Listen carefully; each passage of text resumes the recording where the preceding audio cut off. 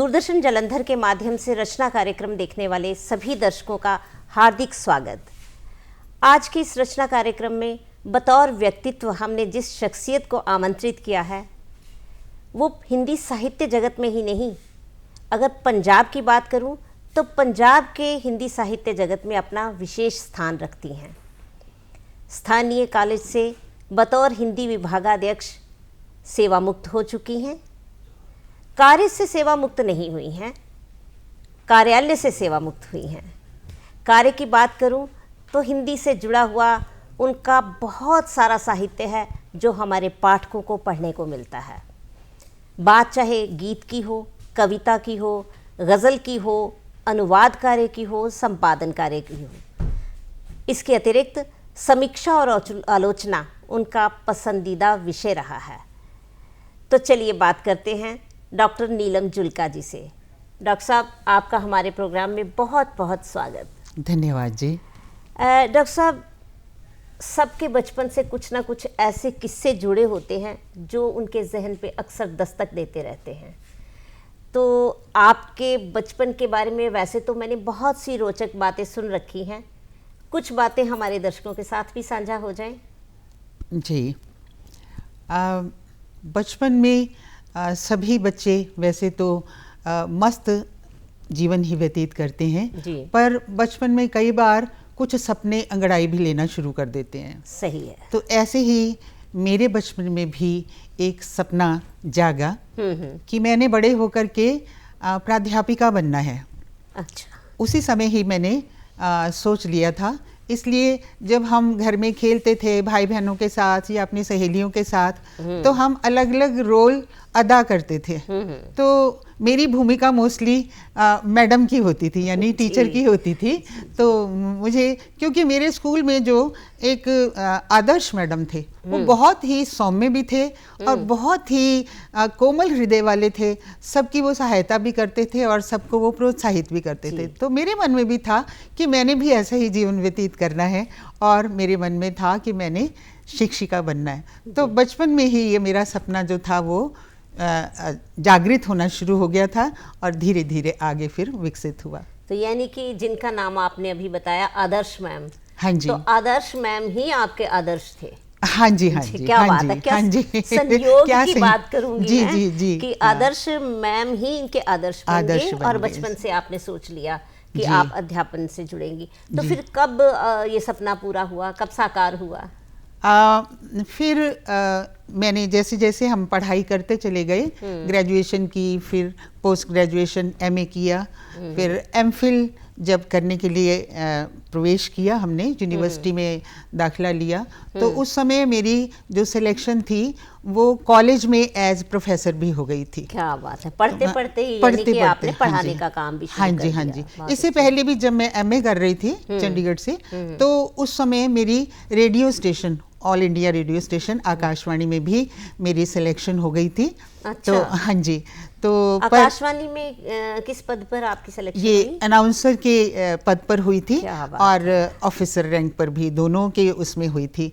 तो लेकिन फिर पिताजी ने कहा कि भाई आपका जो सपना है वो प्रोफेसर बनने का है, तो अगर आपने एक बार जॉब ज्वाइन कर ली तो फिर वो अधूरा रह जाएगा। तो उन्होंने फिर मुझे कहा कि आप बेटा पहले अपने इस स्टडी को ख़त्म कर लीजिए, क्योंकि एमए पार्ट 2 में थी जब मेरी सिलेक्शन हो गई थी। तो फिर मैंने वो जॉब ज्वाइन नहीं की। हालांकि मन तो थोड़ा दुखी हुआ, थोड़ा नहीं ज़्यादा हुआ, क्योंकि वो जीवन का पहला स्वर्णिम अवसर था। तो लेकिन कई बार होता है, माता पिता भी सही होते हैं, तो उन्होंने कहा कि नहीं, आप अपनी पढ़ाई पहले पूरी कीजिए, उसके बाद फिर हम जॉब का देखेंगे। तो ऐसे ही फिर जब एमफिल में मैंने एडमिशन लिया तो उस समय एमए के बेस पर मेरी सिलेक्शन हो गई, कॉलेज में सिलेक्शन हो गई। और वो जब मेरी सिलेक्शन हुई तो हमारे 4 प्रोफेसर उस समय जिसे कह सकते हैं सिलेक्ट हुए थे। तो जिसमें उन्होंने मुझे as head of the department मेरी नियुक्ति की और बहुत अच्छी तरह से वो भी मैंने कार्य संचालन निभाया, अपनी भूमिका मैंने वहाँ भी। और साथ साथ में जैसे मैंने एमफिल की पढ़ाई शुरू की तो यूनिवर्सिटी में, क्योंकि अब मैं लेक्चरर भी थी, तो इधर भी मैं डिपार्टमेंट रिप्रेजेंटेटिव हो गई थी। विभाग को, हाँ जी, रिप्रेजेंट कर रही थी। और उधर हॉस्टल में रही तो वहाँ मुझे उन्होंने प्रीफेक्ट बना दिया था। तो इस तरह से वो साल तो ऐसा ही था कि सुबह उठते ही रात के 11-12 बजे तक मुझे नहीं पता होता था मैं क्या कर रही हूँ, कहाँ हूँ, लेकिन बहुत खुशी खुशी सब कुछ किया और पता ही नहीं चलता था कि ऐसा मतलब कार्य मेरे से होता जा रहा है। और एक खुशी की बात मुझे और महसूस हुई कि जब इसका रिजल्ट आया, मैंने परीक्षा दी तो यूनिवर्सिटी में मेरी टॉप पोजीशन भी आई। वो आपके सबकी दुआओं से और ईश्वर की ग्रेस से, उसकी अनुकंपा से।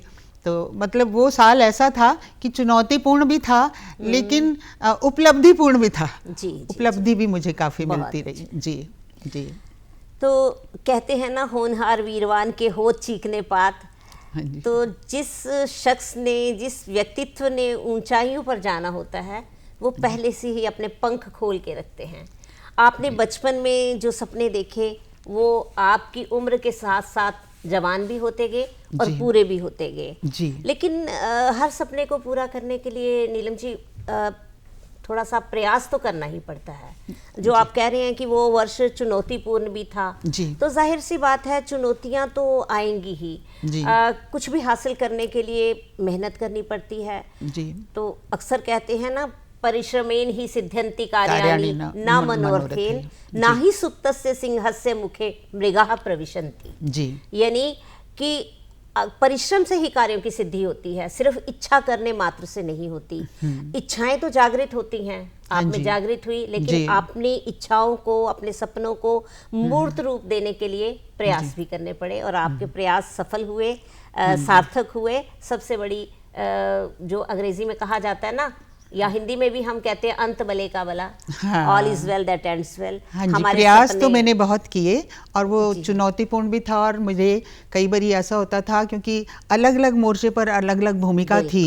एज ए स्टूडेंट भी थी मैं, एज ए लेक्चरर भी थी, इधर हॉस्टल आओ तो एज प्रीफेक्ट भी थी, तो वहाँ भी लड़कियों की समस्याएं मुझे देखनी पड़ती थी।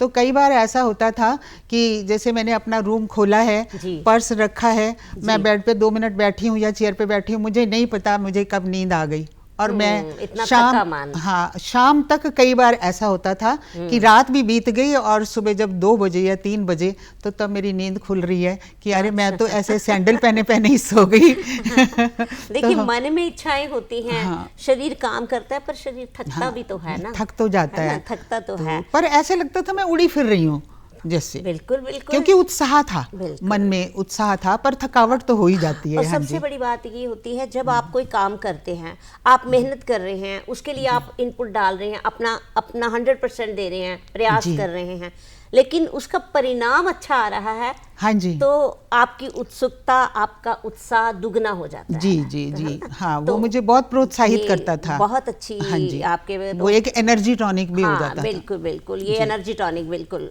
जो आपको पुश करने के लिए, आपको आगे बढ़ाने के लिए पीछे एक पावर का काम करता है। जी, तो बहुत अच्छी बातें हमने आपके साथ ये साझा की।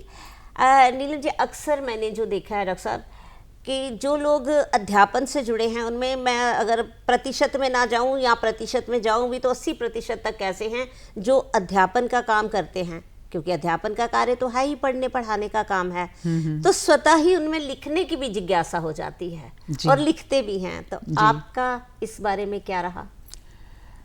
लिखने की जिज्ञासा तो शुरू से ही थी।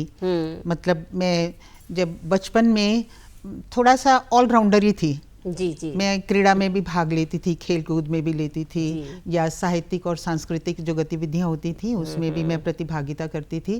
तो मतलब स्टेज पर मैं अपनी कई भूमिकाएं निभाती थी। तो लेकिन जब मैं 5th क्लास में आई तब उन्होंने कहा कि एक काव्य प्रतियोगिता हो रही है जिसमें स्वरचित कविता को महत्व दिया जाएगा। अच्छा, बचपन में ही, बचपन में, क्लास में? जी।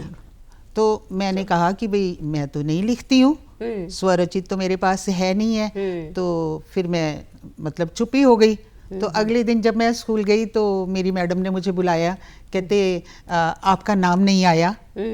तो मैंने कहा मैडम मेरे पास तो है नहीं कोई भी स्वरचित, मैं लिखती नहीं हूँ।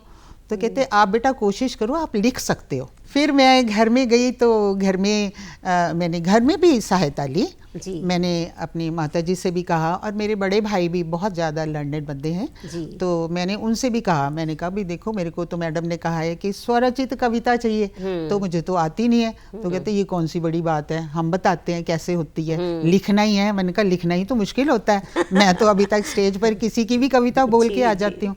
तो उन्होंने फिर मेरी हेल्प की। अच्छा। तो फिर मैंने अगले दिन नाम दे दिया। तो जब फिर वो स्टेज पे मैंने कविता प्रस्तुत की तो ईश्वर की कृपा से, आप सबकी दुआओं से उसको फर्स्ट प्राइज मिल गया। क्या बात है जी, प्रयास किया और पहला प्रयास ही, पहला प्रयास छक्का लगा दिया। बिल्कुल पहला प्रयास जब सफल हुआ तो मुझे हैरानी भी हुई कि है मैं लिख सकती थी, इसका मतलब, या इसका मतलब मैं लिख सकूंगी ऐसे। तो फिर बस उस टाइम से जो मेरी लेखनी थी वो थोड़ा आगे करके लिखती चली गई, और ये सिलसिला तब से शुरू हो गया। ये कुछ ऐसी रोचक बातें होती हैं ना बचपन की, जो समय समय पर हमारे जहन में दस्तक देती रहती हैं। बहुत अच्छी बात आपने बताई। लेकिन डॉक्टर साहब, आपने लिखना तो मतलब कविता वगैरह बहुत छोटी उम्र में शुरू कर दिया जी। तो फिर प्रकाशन भी हुआ होगा, जाहिर सी बात है। जब लिखा है तो आगे ये, क्योंकि जब कोई भी लेखक कोई भी कवि या कवित्री लिखना शुरू करती है तो शुरू में तो थोड़ा ये होता है, उतनी परिपक्वता नहीं होती। लेकिन ज्यों आपका एक्सपीरियंस बढ़ता है, आप दूसरे लोगों को पढ़ते हैं और खुद भी किताबें पढ़ते हैं, अच्छा साहित्य पढ़ते हैं, तो अपने आप ही वो परिपक्व होती जाती है ना, और भाषा पे आपका आधिपत्य भी हो जाता है। तो फिर आपने कुछ प्रकाशन की तरफ भी रुख किया? हाँ जी, वो एक्चुअली जैसे मेरी पहली कविता थी तो स्कूल की पत्रिका में ही छप गई थी जी। तो उसके बाद फिर धीरे धीरे कई बारी कंपटीशन होता था और स्कूल्स में भी होता था। जी। या जैसे 26 जनवरी या गणतंत्र मतलब 15 अगस्त के उसमें भी राष्ट्रीय कविताओं के बारे में हमारा मतलब प्रतियोगिताएं होती थी बचपन में, तो तब भी हम कविताएं लिखते थे। ऐसे धीरे धीरे ये सिलसिला आगे चलता गया। तो जब बड़े हुए तो फिर कई कविताएं लिखी। तो शुरू में तो ऐसे होता था, कोई खास काव्य संग्रह हैं जो विशेषांक हैं, काव्य विशेषांक हैं, उसमें कविताएं भेज देते होते थे। जैसे अब पंजाब की है एक काव्य मतलब संग्रह है अपना अपना आकाश, उसमें पंजाब की जो कवित्रियां हैं, प्रमुख कवित्रियां, उन सब की कविताएं संकलित हैं, तो उसमें कविताएं मेरी प्रकाशित हुई। इसी तरह से हरियाणा साहित्य अकादमी की है, वो भी काव्य विशेषांक छपा, उसमें कविता 2 कविताएं उसमें हुई। ऐसे संवेदना की राही हैं, अमृतसर से छपी, उसमें कविताएं हैं। ऐसे कविताएं तो बहुत बरों है, उसमें कई कविताएं मेरी छपती रही चली गई। ऐसे अभिनव इमरोज जो दिल्ली से है, उन्होंने मेरी तकरीबन मतलब काव्य संग्रह की एक एक करके बहुत सारी कविताएं उन्होंने मेरी छापी। तो कोई पसंदीदा कविता आज हमारे दर्शकों के साथ साझा हो जाए? कई कविताएं हैं नहीं, जो आपके मन के करीब हो। अच्छा चलो मैं नारी के ऊपर ही आपको एक कविता सुनाती हूँ। तो उस कविता का शीर्षक है कौन हूँ मैं। कौन हूँ मैं? कौन हूँ मैं। तो चेतना हूँ मैं, सिसकती सांस की मुस्कान हूँ। चेतना हूँ मैं, सिसकती सांस की मुस्कान हूँ। यामिनी की नव प्रभा, उषा का मंगल गान हूँ। वाह, बहुत अच्छे। यामिनी की नव प्रभा, उषा का मंगल गान हूँ। इस छोर से उस छोर तक, इस छोर से उस छोर तक अनंत का विस्तार हूँ। वाह। ओ बंधु मेरे सोच किंचित कौन हूँ मैं। बहुत अच्छे। आग हूँ मैं, आग हूँ मैं, जिंदगी का राग हूँ मैं। आग हूँ मैं, जिंदगी का राग हूँ मैं। सुरसरी सरस रसधार हूँ, सुरसरी सरस रसधार हूँ। ओ बंधु मेरे सोच किंचित कौन हूँ मैं। आंचल में मेरे विश्व छाया, आंचल में मेरे विश्व छाया, गले से लगा अमृत पिलाया। आंचल में मेरे विश्व छाया, गले से लगा अमृत पिलाया। पर फिर भी कोई विष बेल बन इस कल्प तरु को घेर कर संतप्त खुद को भी करे और प्राण वसुधा के हरे। तो बंधु मेरे सोच किंचित कौन हूँ मैं। ओ बंधु मेरे सोच किंचित कौन हूँ मैं। तो ये नारी अस्मिता के ऊपर। बहुत अच्छे डॉक्टर साहब। नारी अस्मिता पे वैसे तो मैंने बहुत सी कविताएं सुन रखी हैं जी, पर मेरे साथ साथ मेरे दर्शकों ने भी ये अनुभव किया होगा कि आपका शब्द चयन बहुत अच्छा है। तो शब्द बहुतों के पास होते हैं, पर शब्दों का सही समय पर सही प्रयोग, सही उपयोग जी, ये बहुत कम लोग जानते हैं और या कर पाते हैं। आपने जिस तरह इस कविता में शब्दों का चयन किया है वो वाकई हृदय को छू जाती है। बहुत बहुत प्यारी कविता आपने लिखी। धन्यवाद। अच्छा, मैं बात कर रही थी कि प्रकाशन की, तो आपके अब तक कोई प्रकाशन भी हुआ है? हाँ जी, मेरा एक काव्य संग्रह प्रकाशित हुआ, सूर्य सारथी संग संग। अच्छा, ये जो मेरे पास ही है ये? हाँ जी, ये आपका है सूर्य सारथी संग संग जी। तो ये काव्य संग्रह आपका प्रकाशित हो चुका है जी, बहुत बढ़िया जी। तो इसमें क्या क्या है, कुछ बताइए हमारे दर्शकों को। हाँ, इसमें जीवन के यथार्थ रूप का चित्रण किया है। अच्छा। जीवन की विसंगतियों का चित्रण है, विद्रूपताओं का भी चित्रण है, लेकिन सिर्फ विद्रूपताएं नहीं है, उसमें प्रेम भी है, स्नेह भी है, करुणा भी है, जीवन भी है, कविता की रसधार भी है, और इसका जो केंद्रीय बिंदु है वो नारी ही है। अच्छा। हाँ, आज की नारी हम देखते हैं कि अपनी अस्मिता के लिए जूझ रही है और निरंतर आगे बढ़ रही है। और अभी तो हमने रिसेंटली देखा जो ऑपरेशन सिंदूर था, उसमें हमारी नारियों ने ही किस तरह इतना सक्सेसफुल ऑपरेशन किया, जिसमें कर्नल सोफिया है, कर्नल सोफिया और ये विंग कमांडर व्योमिका सिंह हैं। इन दोनों नारियों ने, वीरांगनाओं ने कैसे नारी जाति के गौरव को बढ़ा दिया, राष्ट्र के गौरव को बढ़ाया। तो नारी कहीं भी पीछे नहीं है, वो सभी क्षेत्रों में, जैसे विज्ञान के क्षेत्रों में नासा में हम देखते हैं कल्पना चावला हैं, या और भी हर क्षितिज में वो अपने आप को अपना झंडा गाड़ रही हैं और अपनी भूमिका निभा रही हैं। तो इसलिए नारी अस्मिता को लेकर के मैंने अपनी कविताओं में बहुत ज़्यादा, क्योंकि नारी सशक्तिकरण में आपको बताऊं, हमारे घर में वैसे तो हम मध्यवर्गीय परिवार के ही हैं, लेकिन हमारे घर में हमारे माता पिता ने जो सांस्कृतिक मूल्य चेतना दी, क्योंकि मेरी माताजी बहुत ज़्यादा पढ़ी लिखी नहीं थी, बहुत हाई डिग्रियां नहीं थी, पिताजी तो बहुत थे, तो लेकिन उन्होंने अपने जीवन में, जैसे गुरबाणी जी हैं या गीता हैं या और भी जितने भी हमारी धार्मिक किताबें हैं, वो उनको कंठस्थ याद थी। तो मतलब उनके जो संस्कार हैं आज हमारी भी वो जीवन की पूंजी हैं, जिसके कारण, और पूंजी भी है वो दृष्टि भी है। आज हम सुख दुख में हैं, धूप है छाव में हैं, हमें वो एक संदृष्टि देते हैं और उसमें से हम आगे निकलते चले जाते हैं।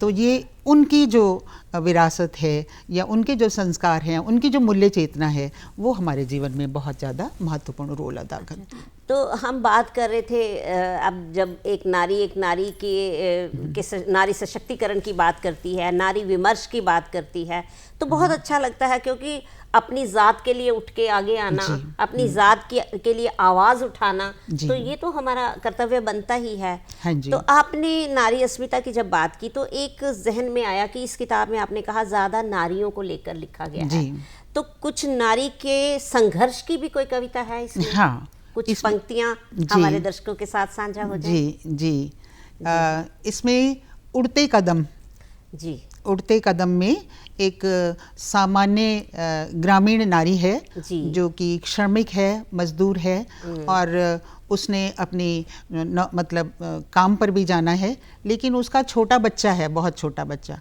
उसमें भी उसका ध्यान है। तो उसके साथ जुड़ी मैं दो पंक्तियां आपके साथ। श्रमिक है, काम करती है, लेकिन एक माँ भी तो है, एक माँ है ना, तो माँ का ध्यान, तो माँ और ममता तो साथ साथ चलते हैं। माँ का ध्यान कहीं भी रहे, अपने बच्चों में तो रहता ही है। हाँ जी, क्योंकि जो कुछ हम करते हैं अपने परिवार के लिए, अपने बच्चों के लिए ही तो कर रहे हैं। हाँ जी, तो इसमें ये छोटी सी कविता मैं आपके सामने प्रस्तुत कर रही हूँ। उड़ते कदम जी। आंखें धसी हुई भीतर को, मुख पिचका कुछ रूखा सा, तन पर फटा पुराना चीथड़, मैला कुचला बिखरा सा, हड्डी कड़क रही पर कदम तो उसके उड़ते हैं, हड्डी कड़क रही पर कदम तो उसके उड़ते हैं, नई सुबह से बातें करने सूरज के रथ में जुटते हैं, पेड़ों की रखवाली में पल्लव पालना सजाती है। पेड़ों की रखवाली में पल्लव पालना सजाती है। वो पालने में अपने बच्चे को हाथ उठाए दुआ मांगती नन्ही जान पे वारी है। माँ तो माँ ही है, अपने बच्चे की जान के लिए दुआ मांग रही है। हाथ उठाए दुआ मांगती नन्ही जान पे वारी है। पत्थर को सिर पर ढोती, पत्थर को सिर पर ढोती, पर आंखें सपने बुनती हैं। वाह जी वाह, वाह। पत्थर को सिर पर ढोती, पर आंखें सपने बुनती हैं। पथरीले टेढ़े मेढ़े मग में आशाएं नगमे बुनती हैं। वाह वाह, तन थका टूटा गिरता पड़ता, पर ममता उस पर भारी है। बबुआ भूखा रोता होगा, यह सोच तड़प तड़प जाती है। गौरैया सी पंख लगा, गौरैया सी पंख लगा, मीलों तक उड़ती जाती। चुंबन लेते ही लल्ला का सारा त्रैताप मिटाती। नजर न लगे अपने बचुआ को, नजर न लगे अपने बचुआ को, कई कई जतन कराती है। लेके बलाएं वार के मिर्ची, आँख से अंजन लगाती है। वाह जी वाह। लोरी से, धन्यवाद, लोरी से ममता बरसाकर कविता सी बन जाती है। कविता सी बन जाती है। कविता सी बन जाती है। ये समीक्षा और आलोचना मेरे पसंदीदा इसलिए भी विषय रहे हैं क्योंकि मैंने जब विद्यार्थी जीवन में एमफिल किया या एमए किया, मैं बहुत सारे बहुत उच्च स्तरीय आलोचकों के संपर्क में आई। वाह, क्या जैसे बात है। हाँ जी, जैसे हम कह सकते हैं रमेश कुंतल मेघ हैं जी, या मनमोहन जी हैं, या इंद्रनाथ मदान हैं, या मिस्टर भारद्वाज हैं, या ऐसे मतलब चंडीगढ़ यूनिवर्सिटी के जो हाई एलीट बड़े बड़े साहित्यकार हैं, तो उनके मैं संपर्क में आई। तो वो हमें बहुत प्रोत्साहित भी करते थे। वो स्वाध्याय के लिए भी प्रोत्साहित करते थे कि ये नहीं है सिर्फ सिलेबस पढ़ना है। अब एक अगर कवि है तो उसकी आलोचना करने के लिए हमें कितने विविध आलोचकों को भी पढ़ना पड़ता है, उसके साथ जुड़े हुए और समीक्षात्मक ग्रंथों को भी पढ़ना पड़ता है। तो फिर तब कहीं जाकर के उच्च स्तरीय आलोचना होती है। तो इसलिए आलोचना के साथ मैंने भी फिर तभी आलोचना करनी शुरू कर दी थी। एक वो भी जो हमारे सर थे वो भी हमें विभिन्न विषयों पर आलोचनात्मक लेख लिखने के लिए कहते थे। तो यूनिवर्सिटी लेवल पर ही मैंने ये काम शुरू कर दिया था। तो यूनिवर्सिटी में ही काफ़ी मैगजीन्स में मेरे ये आलोचनात्मक जो लेख थे वो छपने शुरू हो गए थे। तो तब से आलोचना के साथ मेरा थोड़ा सा संबंध जुड़ गया था। और समीक्षा भी आप करती रही हैं ना? जी हाँ जी, समीक्षा और आलोचना दोनों ही चलती रही हैं, समानांतर चलती रही हैं। हाँ जी। तो डॉक्टर साहब, आपसे बातचीत तो करते हुए हमने बहुत कुछ जाना। आपने बहुत प्यारी प्यारी नारी अस्मिता को लेके, नारी विमर्श को लेके बहुत से कविताएं लिखी हैं, गीत लिखे हैं, गज़लें लिखी हैं, और आपका ये संग्रह भी, काव्य संग्रह भी प्रकाशित हो चुका है। समीक्षा और आलोचना की भी बात की है। तो डॉक्टर नीलम जुल्का जी ने इसके अलावा संपादन का कार्य भी किया है, अनुवाद का कार्य भी किया है, और सहयोगी संपादन और प्रकाशन भी इनके रहे हैं। तो डॉक्टर साहब की झोली में बहुत कुछ है जो इनको हिंदी साहित्य जगत का एक बेशकीमती नग साबित करते हैं। तो डॉक्टर साहब, आप हमारे स्टूडियो में आए, आपने हमारे दर्शकों को बहुत अच्छी जानकारी दी। आपका बहुत बहुत धन्यवाद। धन्यवाद जी, आपका भी बहुत बहुत धन्यवाद।